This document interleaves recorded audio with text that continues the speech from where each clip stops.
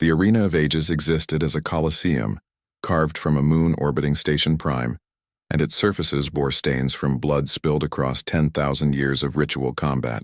Taewon stood in the preparation chamber and flexed his hands while trying to ignore the roar of crowds gathered to watch him die. 50,000 beings from across the galaxy filled the seats, and their expectations hung in the air like smoke from funeral. Pyre's Admiral Sora had traveled from Earth specifically to witness the final trial, and the Supreme Commander of humanity's coalition forces studied Taewon with eyes that had seen too many young officers die. High Arbiter Velmoth has killed 43 opponents in sanctioned duels, she said, and her voice carried military precision. He has trained in 17 different combat styles, and his body has been enhanced with technologies developed over millennia, and you have 35 years of life and 15 of service, and the mathematics of this fight do not favor human survival. Jiwoo checked Taewon's armor one final time, and his hands moved with the familiarity of years spent preparing for battles. Commander, you have proven worthy through 2 trials already, he said quietly. No one would blame you for refusing combat against someone designed to kill you, and the galaxy has seen enough to know Korvan chose correctly. Refusing means execution for both of us, Taewon replied, and felt the war beast's presence in his mind like a constant flame. And it means proving, Velmoth, right about humanity being cowards, and I did not survive. 2 trials just to run from the 3rd.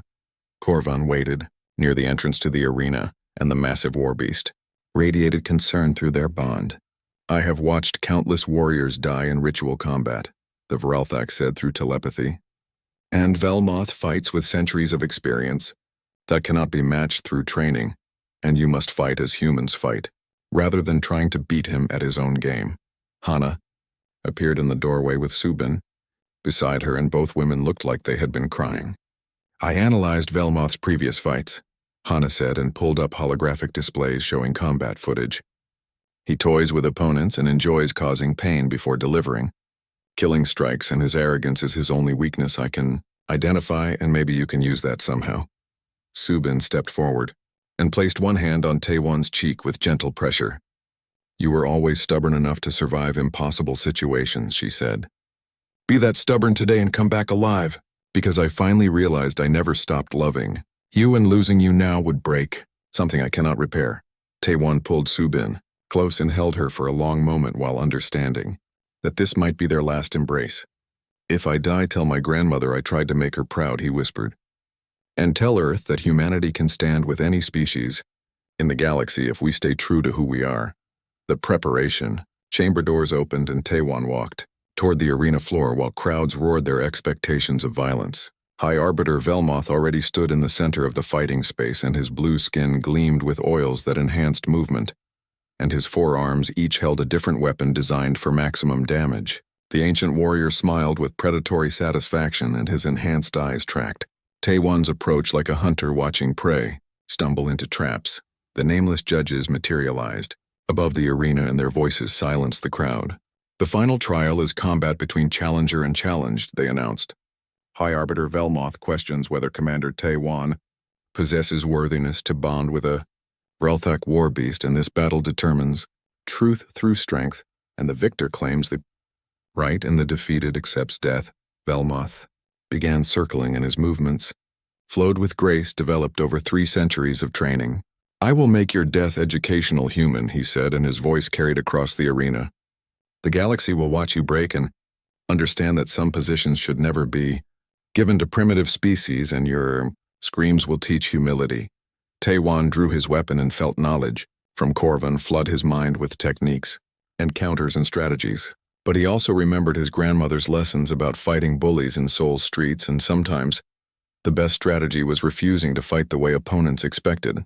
You talk a lot for someone who claims superiority, he replied. Maybe you are nervous about losing to a primitive. Velmoth's smile vanished and rage flashed in his eyes. I have killed beings stronger than you, he snarled. What makes you think you can survive? I am too stubborn to know when I should quit, Taewon answered and lunged forward with speed, enhanced by his bond with Korvan. The combat erupted with explosive violence, and Velmoth's forearms moved in coordinated patterns that pressed Taewon backward across the arena floor. Blades scored his armor and drew blood from a dozen shallow cuts while the High Arbiter laughed at human weakness. The crowd roared approval for every strike that landed, and Taewon felt his strength fading against relentless assault.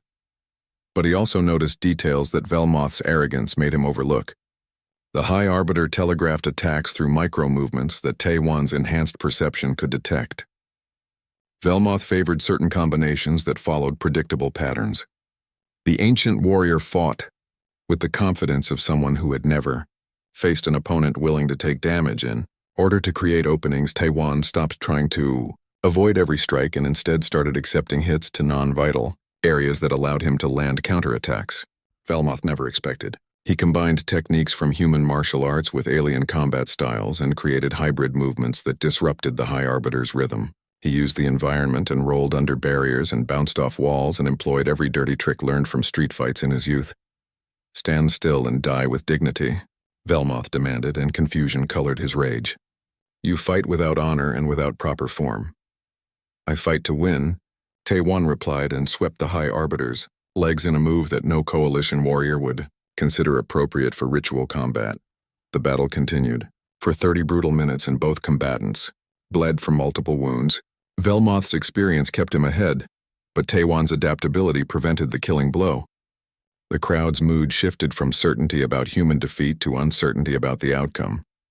Some species began cheering for Taewon, and their voices mixed with those demanding his destruction. Korvan's thoughts filled Taewon's mind with tactical suggestions, but also with something more important. "You do not need to beat him through strength," the war beast said. "You need to show why I chose you over warriors like him, and that choice was made because you understand what he has forgotten." Taewon blocked another combination and riposted with a strike that drew blood from Velmoth's shoulder. "You think leadership is about being strongest," he said between gasping breaths. "But leadership is about being worthy of trust, and you trust no one but yourself. And that is why Korvan would never choose you." The war beast should have chosen based on heritage and bloodline. Velmoth shouted, and his attacks grew wilder. "Heritage means nothing without character." Taewon countered and dodged a strike that would have taken his head. "I saved Korvan from dying alone because compassion mattered more than following rules, and you would have walked away because rules matter more than lives." The truth in those words struck deeper than any blade, and Velmoth's composure cracked completely. He abandoned technique and fought with pure rage while Taewon used that emotional blindness against him. The High Arbiter left openings that decades of training should have closed, and Taewon exploited every mistake with human ruthlessness. The final exchange happened so quickly that crowds barely processed it. Velmoth lunged with all 4 weapons extended and committed to a killing strike that would have gutted Taewon completely. But the human commander dropped and rolled and came up behind the High Arbiter with a blade pressed against blue throat. Silence filled the arena, and 50,000 beings held their breath while Taewon stood with the power to end his opponent's life. Velmoth froze, and his eyes showed shock at finding himself defeated by a human barely 3 decades old. Every previous trial had ended with the victor claiming their right through killing the loser, and tradition demanded blood to seal the judgment. Taewon lowered his blade and stepped back. "I passed the trial not by killing you, but by proving I should lead," he said, and his voice carried across the silent arena. "A true leader knows when mercy matters more than tradition, and you are beaten, but you do not have to die." The nameless judges blazed with light, and their voices resonated with what might have been approval. "The trial of combat is past," they announced. "Commander Taewon has demonstrated not only skill in battle, but wisdom in victory, and the bonding between human and Vralthak is recognized by the oldest laws in the galaxy. Must accept what has been proven." Velmoth collapsed to his knees, and blood from multiple wounds pooled beneath him. "You gave mercy when I promised only death," he said hoarsely. "That is not how warriors of my species behave." "I am not a warrior of your species," Taewon replied and extended his hand. "I am human, and we sometimes choose compassion over vengeance." Taesung sat alone in the darkest corner of the Galactic Archive station and stared at symbols that nobody else cared about anymore because the beings who wrote them had been dead for 3 million years. And most people thought studying dead languages was a waste of time. But Taesung had spent 15 years of his life doing exactly that, and he could not stop now even if he wanted to. because something about these symbols called to him in a way he could not explain to anyone else, including Hana, who was his only real friend on this station. The archive station orbited a neutral world called Terminus, where scholars from 100 different species came to study the past. But very few of them studied what Daesung studied because the precursors were so ancient that most species considered them myths or legends, rather than real beings who once controlled half the galaxy before vanishing without explanation or warning, and leaving behind only scattered artifacts and dead. Ships floating in the void between stars. Hana found him there like she always did when he missed meals or forgot to sleep, and she brought him a container of something warm that might have been soup or tea, and sat down beside him without saying anything at first because she knew him well enough to know that interrupting his thoughts was like trying to stop a river with your bare hands.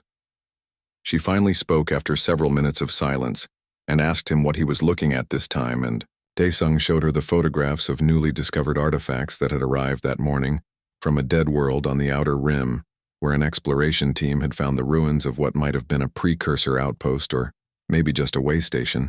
For travelers who passed through that region millions of years before humans even existed, the symbols covered every surface of the ruins, and most scholars had already dismissed them as decorative or religious in nature, because that was easier than admitting they could not read them or understand them. But Daesung saw something different when he looked at those symbols, because he had been looking at precursor writing longer than anyone else alive, and his eyes had learned to see patterns that others missed. He pointed to a sequence of symbols that repeated every 47 characters, and then showed Hana how the same sequence appeared in artifacts from 12 other precursor sites, scattered across thousands of light years, and he explained that this could not be coincidence or decoration, because the mathematical precision was too perfect and too deliberate. Hana looked at the patterns and then looked at him with concern in her eyes because she knew what he was thinking, and she knew that thinking those thoughts had already damaged his reputation among the other scholars, who whispered about him in corridors and called him obsessed or worse, and she did not want to see him hurt himself more by pursuing theories that nobody would believe. But Daesung could not let it go because he had discovered something extraordinary hidden in those patterns, and it had taken him 3 days without sleep to see it. But now that he saw it, he could not unsee it, and he needed someone to understand, even if that someone was only Hana, who trusted him, even when she thought he might be wrong. The symbols were not just writing in the traditional sense, but rather, they were instructions or commands that followed mathematical rules similar to programming languages that humans used to communicate with computers. And if he was right, then the precursor language was not meant for speaking or reading, but for controlling things like machines or systems, or maybe even the great ships that still floated dead in space after 3 million years of silence. Hana listened to everything he said, and when he finished she was quiet for a long time, before asking him if he had told anyone else about this theory, and he admitted that he had tried to tell Vexithar, who was the head curator of the archive, and an insectoid being who had very little patience for human theories, especially theories that challenged accepted understanding of precursor civilization. Vexithar had laughed at him, and that laugh had been translated through a dozen different species' understanding of mockery, until it became a sound that Daesung would never forget for the rest of his life, because it was the sound of all his work being dismissed as worthless and foolish and the product of a human mind that could not accept that some mysteries would never be solved. The Archive Council had been even worse because they listened to his presentation with expressions that ranged from boredom to outright contempt, and when he finished they had voted unanimously to deny his request for access to the restricted vault, where the archive kept fragments of actual precursor ships, including control panels and interface systems that might prove or disprove his theory once and for all. Hana told him to let it go and move on to other projects because fighting the council was pointless and would only result in him losing his position at the archive. But Daesung shook his head and said he could not do that because if he was right, then everything they thought they knew about the precursors was wrong, and if the language was actually code, then maybe the precursors were not as gone as everyone believed.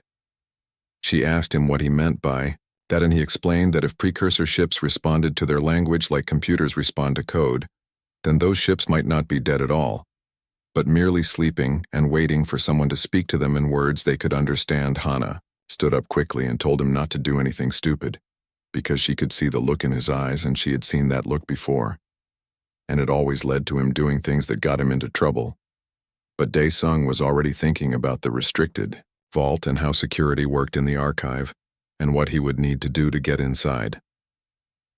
That night, after most of the station had gone to sleep, Dae-sung made his way through corridors he had memorized over 15 years of working in the archive, and he used his security clearance at 3 different checkpoints before reaching the sealed door that led to the restricted vault, where they kept the most precious and dangerous artifacts from extinct civilizations. Hana had tried to stop him, but in the end she had helped him because she could not let him go alone, and she had access codes that he did not have, and together they bypassed the final lock and stepped into a chamber that held treasures beyond imagination, including fragments of precursor technology that had never been fully studied or understood. Dae-sung found what he was looking for in the center of the vault, and it was a control panel fragment taken from a precursor ship that had crashed on an ice world 200 years ago, and the panel still had symbols etched into its metallic surface. And though it showed no signs of power or life, it was the closest thing to a real precursor interface that anyone had ever recovered intact. He placed his hands on the cold metal and traced the symbols he had spent 15 years learning to read, and he began to write using a diamond stylus on the smooth sections between the existing symbols. And he wrote a simple phrase that meant something like, "Acknowledge presence," or "recognize life," or "respond to this signal," depending on how you translated the complicated grammar. Nothing happened, and Dae-sung stood there for several minutes, hoping and waiting. But the panel remained cold and dead and lifeless. Security alarms began screaming through the station, and Hana grabbed his arm and told him they had to run. But Dae-sung could not move, because 15 years of work had just collapsed into failure, and he had been wrong about everything. Ralmoth, the reptilian security officer, arrived with 6 armed guards, and they seized both Dae-sung and Hana and marched them out of the vault, while Vexthar watched with those insectoid eyes that reflected triumph and vindication. The council met an emergency session and declared that Dae-sung had committed theft and vandalism and endangered priceless artifacts with his reckless theories, and they sentenced him to immediate expulsion from the archive and transfer to a penal colony where criminals and failures were sent to live out their worthless lives. Hana tried to defend him, but her own position was now in jeopardy, and she could do nothing but watch as they took him away in restraints, while other scholars whispered and laughed because the crazy human who thought he could talk to dead machines was finally getting what he deserved. Dae-sung sat in a holding cell and stared at his hands and wondered if he had wasted 15 years chasing a dream that was never real. The prison transport ship shook violently as it passed through the Kelran debris field, and Dae-sung barely noticed because he had spent the last 3 days in chains thinking about his failure and wondering if Hana was all right, and whether the Archive Council had punished her too for helping him break into the vault. There were 12 other prisoners on the transport, and most of them were violent criminals or smugglers who had been caught doing terrible things. But Dae-sung was different, because his only crime was believing too strongly in something that nobody else believed, and trying to prove a theory that everyone else thought was insane. Borikesh was the lead guard, and he was a massive, brutish creature from a species that valued strength above all else, and he had made it clear from the beginning that he thought humans were weak and pathetic, and that Dae-sung was the weakest and most pathetic of all, because at least the other prisoners had committed real crimes. The transport's engines whined in protest as the pilot navigated through the debris field, which was a massive graveyard of ancient ships from dozens of extinct civilizations, and there were thousands of derelicts floating in the darkness, including several massive vessels that had belonged to the precursors back when they ruled this part of space. Pirates had been using the debris field as a hiding place for generations, because the density of wrecks made it impossible for military vessels to track them effectively, and everyone knew the field was dangerous. But the transport captain had decided to take a shortcut to save time and fuel. The first missile struck the transport's starboard side without warning, and alarms screamed throughout the ship as atmosphere began venting into space, and the prisoners in the holding cell started panicking and screaming, while Borikesh rushed toward the bridge to find out what was happening. More missiles followed, and the transport's weak shields collapsed after the third hit, and the ship tumbled out of control through the debris field while pieces of hull plating tore away, and exposed sections to the void. Dae-sung held onto his restraints and watched through a small viewport as the transport crashed into something enormous and dark, and the impact threw everyone forward against their chains. And then everything went silent except for the sound of emergency systems trying to keep them alive. The pirates had damaged the transport too badly to be worth boarding, so they left it there wedged into the side of a derelict that was bigger than anything Dae-sung had ever seen. And the surviving crew and prisoners were trapped inside a broken ship that was slowly losing power. And Ji-won was the captain of a small freight vessel called the Wandering Star, and she had been passing through the debris field on legitimate business when the pirate attack started, and her ship had taken minor damage but was still functional. She was a tough woman who had spent 20 years in space doing whatever jobs paid enough to keep her ship flying, and she had a reputation for being fair but hard, and she did not take unnecessary risks unless there was profit involved. Her engineer Mirai argued against searching for survivors because the pirates might come back and because rescuing people from a wreck in the debris field was dangerous and unprofitable.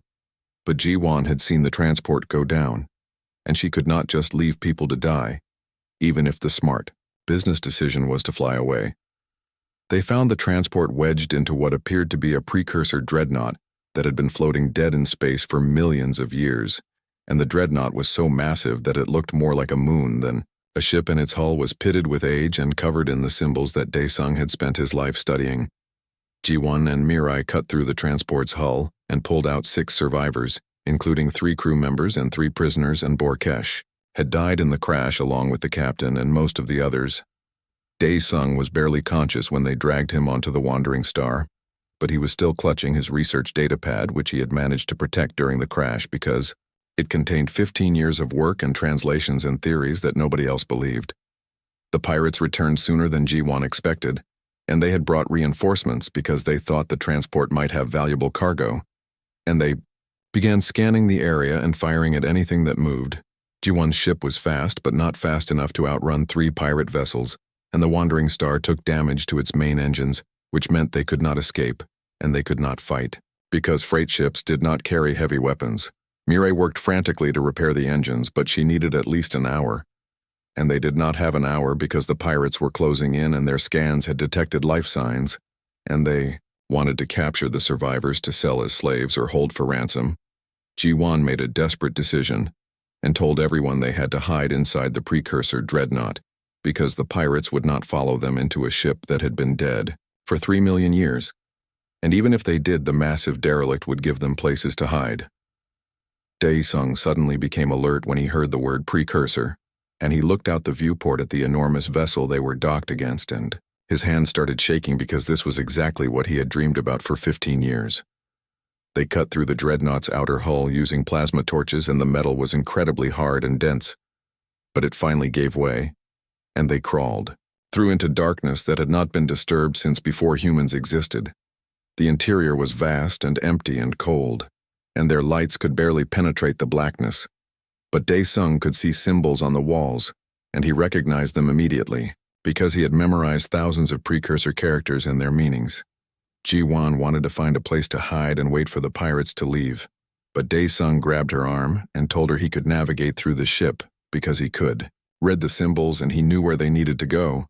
She thought he was insane, but Mirai pointed out that wandering randomly through an alien derelict was also insane, so they might as well follow someone who claimed to know the way. Dae-sung led them deeper into the dreadnought, and he moved with confidence through corridors that had not seen life in millions of years, and he read the wall markings like street signs and directed them toward what the symbols indicated was the command center, or bridge. The pirates breached the hull behind them, and their scanners tracked the survivors through the dead ship, and they were gaining ground quickly because they had more people and better equipment. The bridge was a massive chamber at the heart of the dreadnought, and in the center was a control console that looked almost pristine despite the age, and Dae-sung approached it slowly with reverence and wonder, because this was what he had dreamed of seeing. There was a faint glow coming from the console, which meant something was still powered after 3 million years, and that should have been impossible. But precursor technology had always been beyond understanding. The pirates were breaching the bridge entrance, and they would be inside in minutes, and Ji-won told Dae-sung that they were out of time and needed to find another way out. But he was not listening because he was staring at the console with tears in his eyes. He sat down at the console and placed his hands on the smooth surface, and he began to write, using his finger to trace symbols in the faint dust and grime that covered the controls. Mirai asked what he was doing, and he explained that the precursor language was not just writing but code that controlled their machines, and if he was right, then maybe this ship was not dead but only sleeping. G1 told him he was insane, but she did not stop him because they were out of options and out of time. And if the crazy human scholar wanted to write messages to a dead ship, then he might as well try. Dae-sung wrote carefully and precisely because he only had one chance, and he could not afford to make mistakes. And he wrote a sentence that meant something like, "Children of a younger age call upon sleeping giants, and will you answer?" The console flared to life with light that had not existed for 3 million years, and the entire dreadnought shuddered like a great beast waking from a long sleep. Ancient engines that had been silent since before Earth had multicellular life roared back to life, and the sound was like thunder that shook the universe, and lights cascaded down endless corridors in waves of illumination that banished the darkness. The pirates who were breaching the bridge entrance were thrown backward as systems activated all around them, and point defense weapons that had never been meant for beings as small as humans or pirates swatted the pirate ships aside like insects. The crew of the Wandering Star stood in shock and watched as the dreadnought came alive around them and responded to commands written by a human who had spent 15 years learning a language that everyone else thought was meaningless. Dae-sung sat at the console with tears streaming down his face and whispered that he had been right all along because the precursors had built their language into their machines, and the language was the code, and the code was alive. Ji-won looked at the human scholar with new eyes and realized that they had just witnessed something that would change the galaxy forever, because if this ship could wake up, then maybe others could too, and humanity had just found the key to the greatest technology in known space. News traveled fast through the galaxy, especially when that news involved a human awakening, a precursor dreadnought that had been dead for 3 million years, and within hours every government and military organization and news network across hundreds of worlds knew what had happened in the Kelran debris field. Dae-sung became famous overnight, but fame was not something he wanted or understood, because all he had ever wanted was to prove that his theories were correct, and now that he had proven them, he found himself at the center of a political storm that threatened to tear the galaxy apart. Ji-won brought the Wandering Star and its passengers to the nearest human outpost, where military vessels immediately surrounded them, and officers demanded to know everything about what had happened and how Dae-sung had awakened the ancient ship ambassador. Taemin arrived within a day, and he was a smooth politician who had represented humanity on the Galactic Council for 12 years, and he understood better than anyone how dangerous this situation had become, because humanity was a minor species that had only been traveling between stars for 2 centuries, and suddenly they possessed knowledge that could unlock the most powerful technology in known space. Taemin took control of the situation immediately and declared that Dae-sung was under the protection of the Terran government and would not be handed over to any alien authority without proper legal proceedings and diplomatic agreements.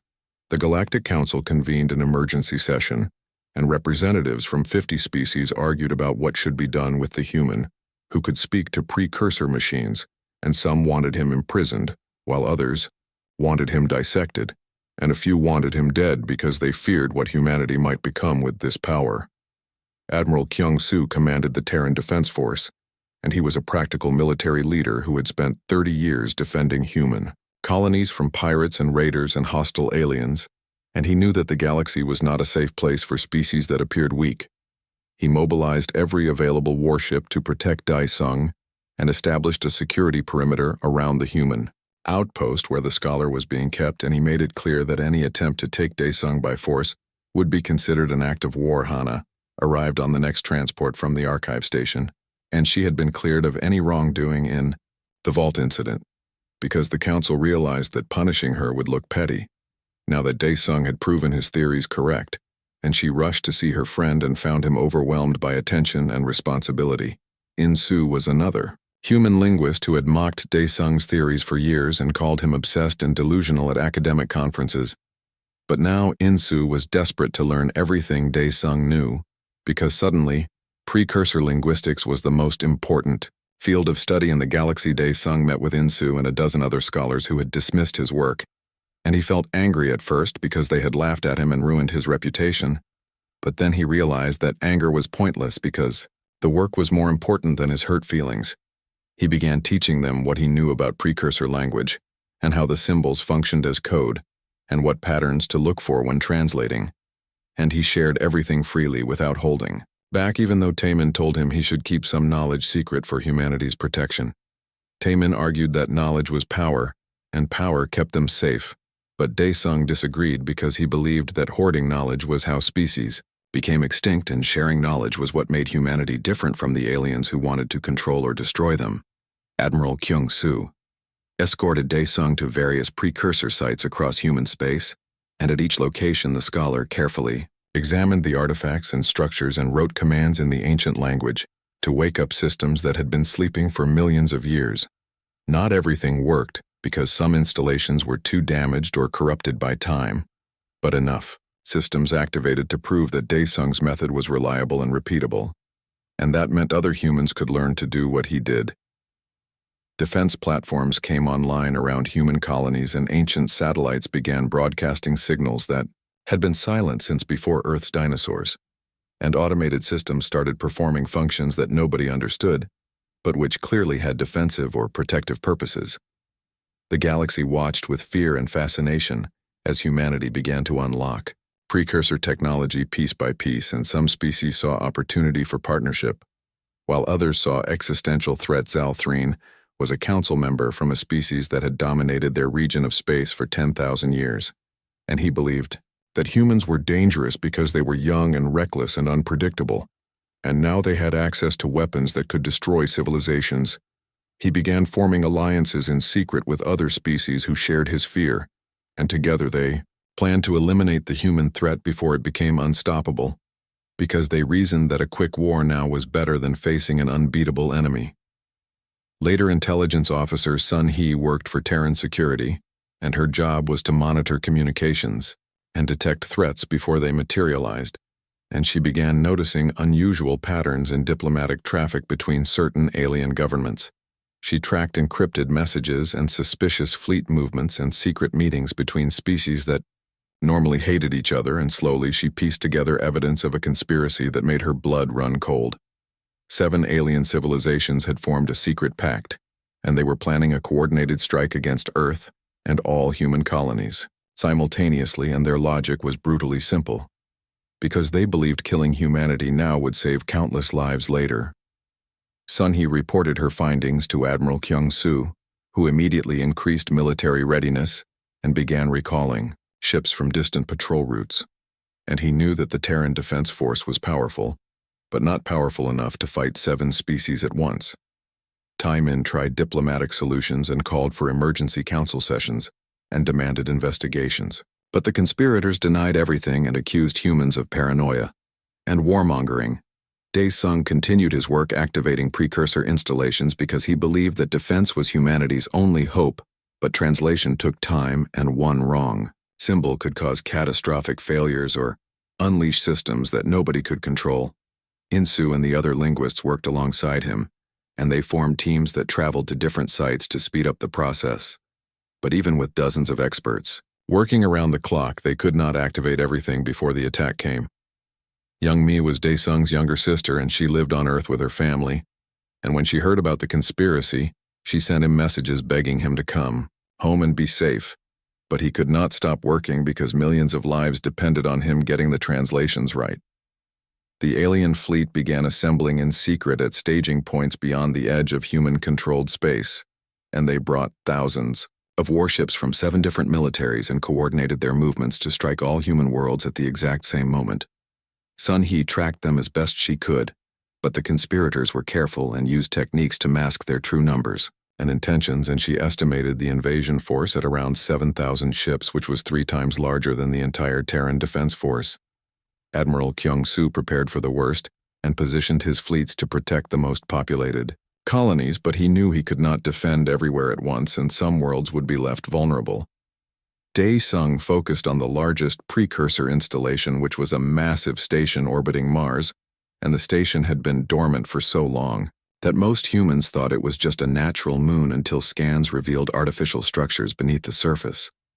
The station's control systems were more complex than anything he had translated before, and the symbols covered every surface in layers that suggested multiple functions and purposes, and getting it wrong could mean destruction instead of protection.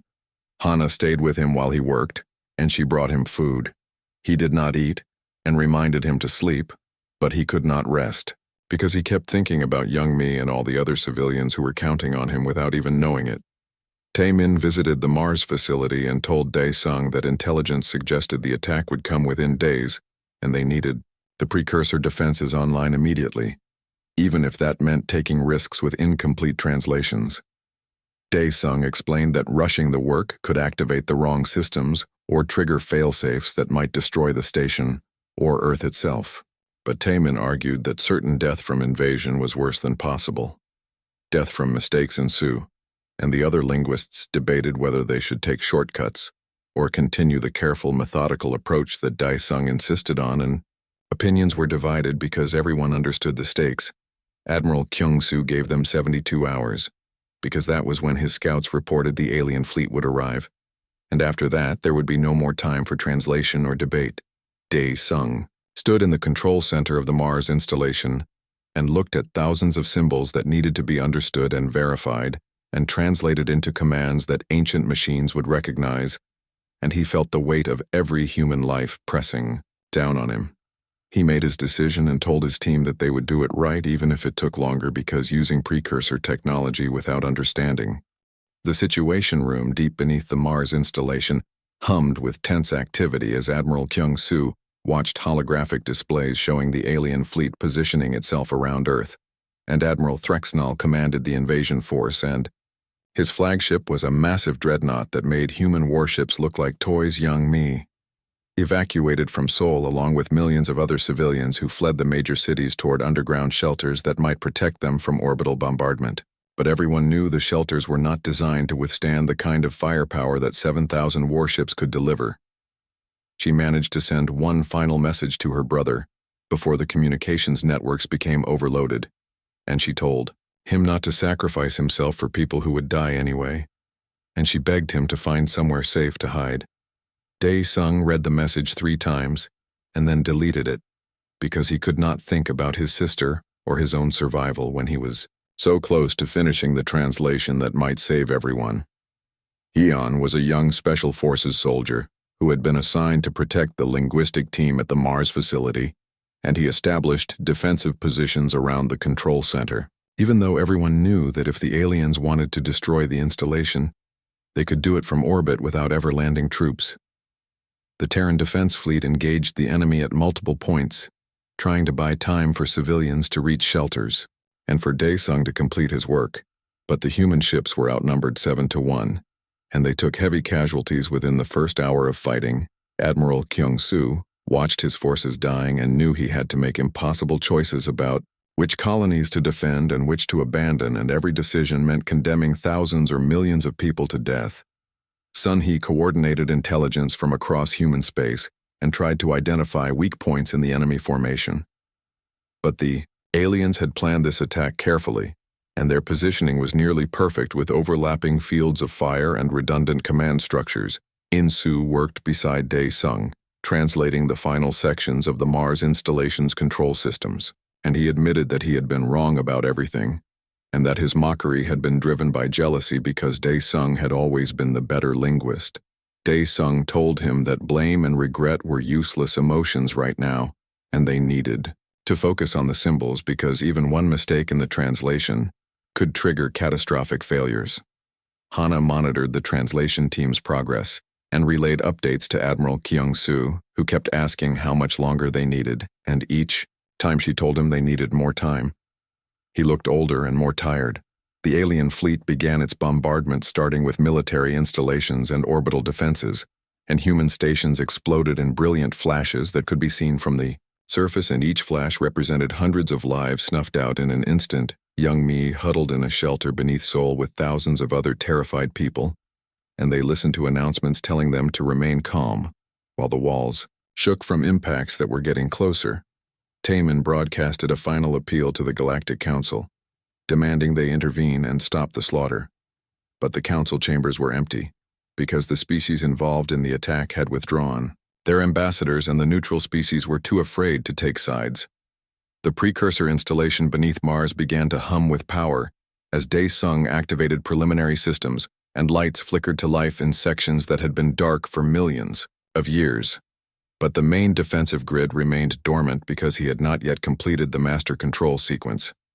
Admiral Kyung-Soo's flagship took a direct hit that destroyed its port weapons array and killed 40 crew members, and he knew his fleet could not hold much longer against such overwhelming force. Hyon received reports that enemy dropships were approaching the Mars facility because the aliens had decided that destroying the installation from orbit was too risky, and they wanted to capture or kill the humans inside before they could activate any precursor defenses. He had 30 soldiers to defend against an assault force of at least 300 alien warriors, and the mathematics of that battle were clear to everyone. Mireille had stayed with Ji-won aboard the Wandering Star, and they were in orbit around Mars helping to evacuate researchers when the attack began, and now they were trapped, because leaving meant abandoning Dae-Sung and his team to certain death. The linguistic team worked with frantic precision as explosions rocked the facility above them, and dust fell from the ceiling, and emergency lights cast everything in red shadows. Dae-Sung discovered something profound as he translated the final control sequences, and he realized that the precursor systems were not just machines, but something closer to intelligence that had been sleeping and waiting for someone to approach them correctly. The language required not just accurate translation, but the right intent and context and understanding, because the precursors had built safeguards into their technology to prevent it from being used by those who did not truly comprehend what they were activating.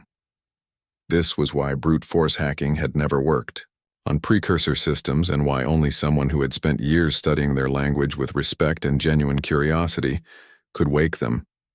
Insu understood what Dae-Sung was explaining, and he saw the elegance of it because the precursors had created technology that could only be wielded by those who took time to understand, rather than those who wanted to exploit. The alien assault force breached the facility's outer defenses, and Hyon's soldiers fought a desperate delaying action in the corridors leading to the control center, and they knew they were buying minutes at the cost of their lives young. Mi felt the shelter shake from an impact so close that lights went out and people screamed in darkness, and she thought about her brother and wondered if he was still alive. Admiral Kyung-Soo made the decision to concentrate his remaining forces around Earth because that was where the most civilians were and where humanity's government and culture were centered, and he ordered the defense of Mars to be left to whatever forces were already there. Tai-min argued against abandoning Mars, but Kyung-Soo told him that military reality did not care about politics or hope, and that losing Earth meant humanity was finished regardless of what happened anywhere else. The alien fleet intensified its bombardment, and cities on Earth began to burn as orbital strikes overwhelmed defensive shields and killed hundreds of thousands in the first wave. Dae-Sung reached the final sequence of symbols, and his hands shook as he prepared to write the command that would either activate the precursor defense network, or do nothing, or possibly destroy everything in the solar system. Hana stood beside him and put her hand on his shoulder and told him she believed in him and that whatever happened, it had been an honor to be his friend. The other linguists gathered around because they all understood that this moment would define not just their lives, but possibly the future of their entire species. Hyon reported that the alien assault force had broken through the second defensive line and would reach the control center in approximately 5 minutes. Dae-Sung looked at the ancient symbols glowing on the console, and he thought about 15 years of mockery and failure and loneliness spent studying a language that everyone else thought was worthless. He thought about the precursors and what kind of beings they must have been to create technology that lasted 3 million years, and language that functioned as living code. He thought about humanity and how young they were as a spacefaring species and how much they still had to learn and whether they deserved to survive. Then he placed his hands on the console and began to write not a command but a request, because he understood now that the precursor systems would only respond to those who asked, rather than demanded. He wrote the longest and most complex sentence in precursor language ever attempted, and it meant something like, "We are children of a younger age facing destruction, And we ask for protection not because we command you, but because we have taken time to learn your words and understand your purpose, and we promise to use your gifts with wisdom and respect."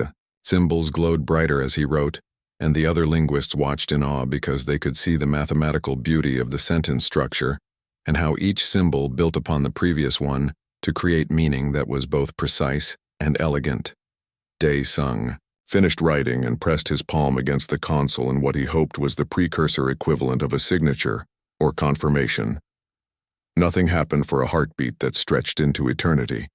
Then the entire Mars installation shuddered and ancient power surged through systems that had not functioned since before Earth had complex life, and lights blazed to life across millions of square kilometers of dormant technology.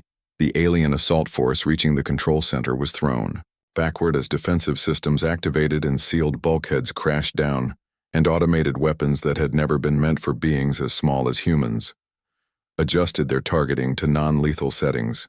Admiral Kyung-Soo's tactical display suddenly showed new contacts appearing across the entire solar system as precursor installations that nobody knew existed powered up simultaneously. Admiral Threxenol watched in horror as his invasion fleet found itself facing technology that made his dreadnoughts look primitive and outdated.